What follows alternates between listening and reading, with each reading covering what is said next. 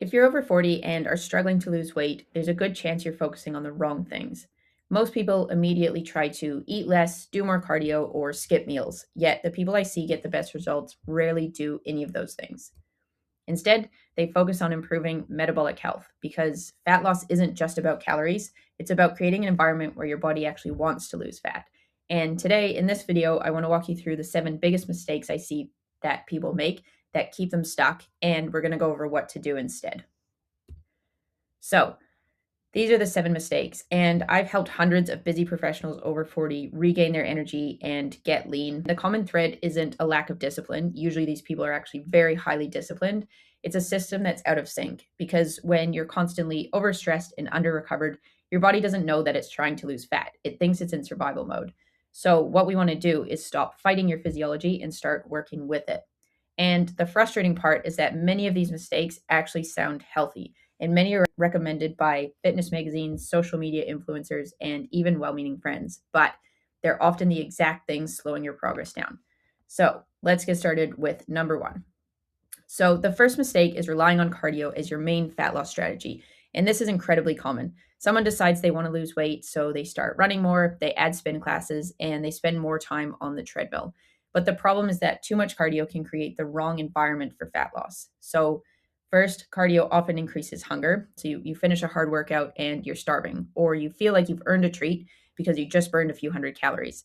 And the problem is that it's incredibly easy to eat those calories back and often more than you burned in the first place. And just a quick note here is that exercise shouldn't be used to burn calories because it's not very effective. So, second, cardio is a stressor, and exercise is a good stressor in the right amount and the right form. But many people are already sleeping poorly, they're working long hours, and they're carrying a high stress load.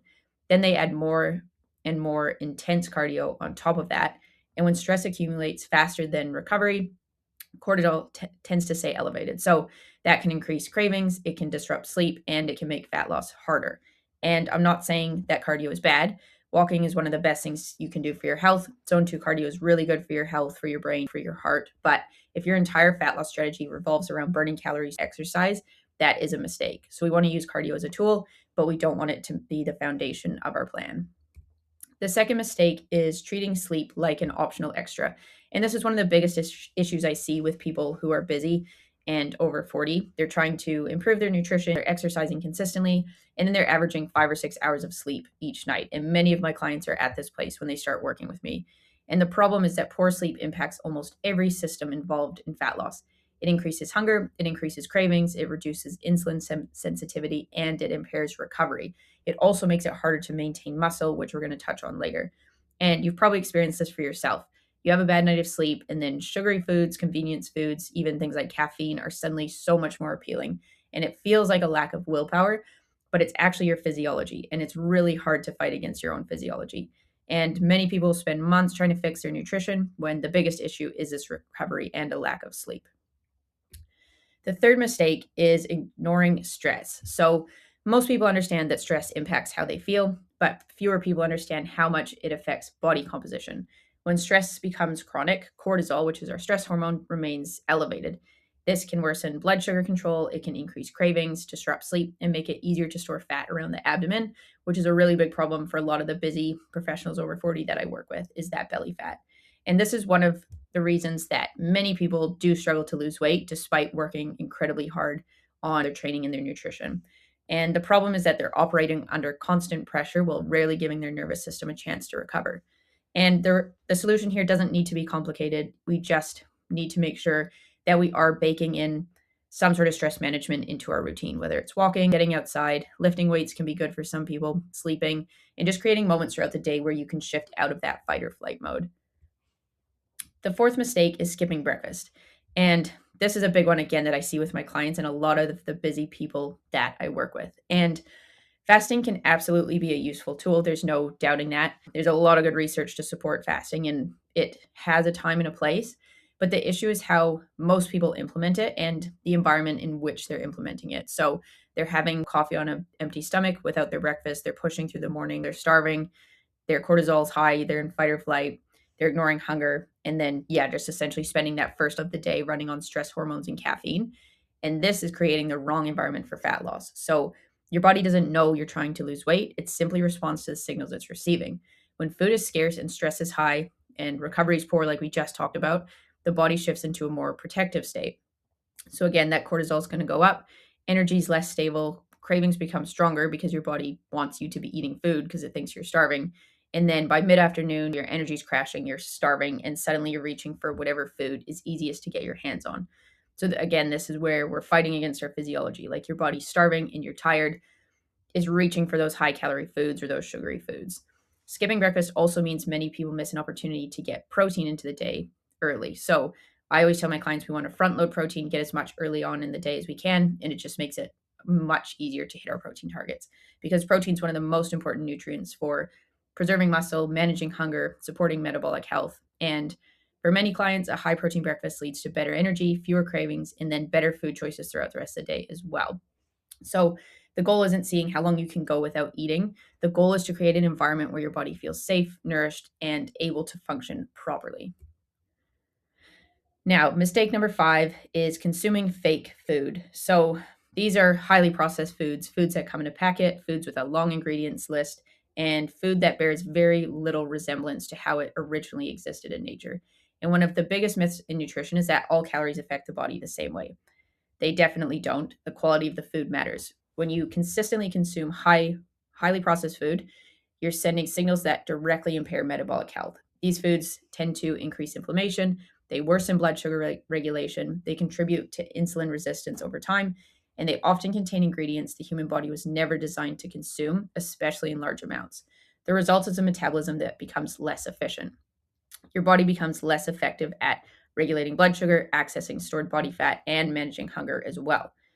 And that is another main problem here is that these foods are designed to bypass your natural satiety signals. They're engineered to keep you eating them, and that's on purpose. So now you have two problems. The foods are damaging your metabolic health, and they're encouraging you to eat more of them, which is a difficult combination if you're trying to lose weight. So, what we want to do here is eat more foods your great grandparents would recognize. So, proteins like eggs, meat, fish, dairy, that sort of thing, fruits, vegetables, potatoes, rice. The closer your food is to its natural form, the better your metabolism tends to function.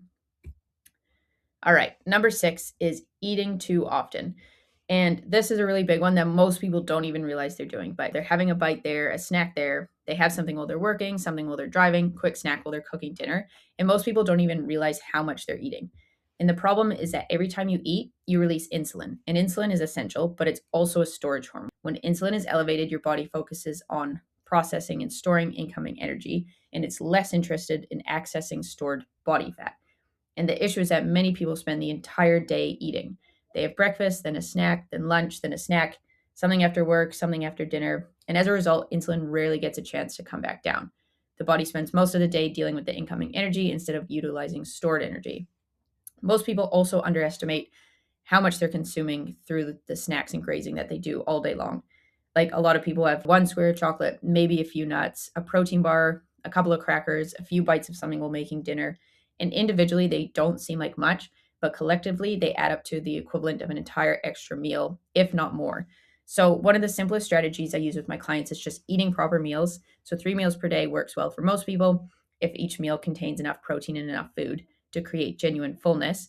And then we reduce the grazing between meals. So, I like to say to try to go 3 or 4 hours with absolutely no calories. This includes liquid calories like coffees with sweeteners or creamers in them. And what we usually find is that cravings go down, energy becomes more stable, and then fat loss becomes much more predictable.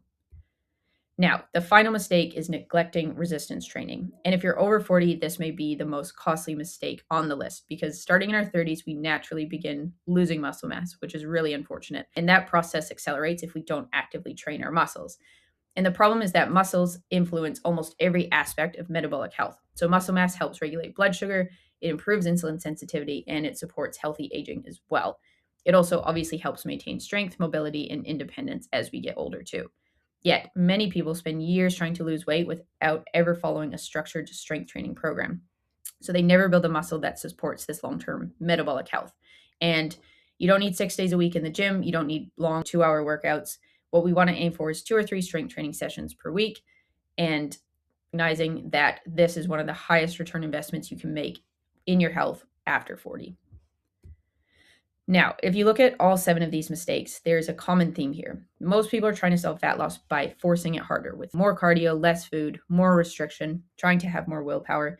But the answer is often improving the context by changing the signals the body's receiving, like sleeping better, managing stress, eating real foods, eating enough protein, and building muscle. We want to create a routine that supports your physiology instead of fighting it. Because when health improves, fat loss becomes so much easier. Trust me on that one. And it's something I've experienced. It's something my clients have experienced as well. And more importantly, you feel better while getting there. So you're going to have more energy. Your recovery is going to be better. Your performance, both in the gym or whatever sport you're doing, but also at home, in the boardroom, across all areas of life is going to be better. Your body's going to be stronger.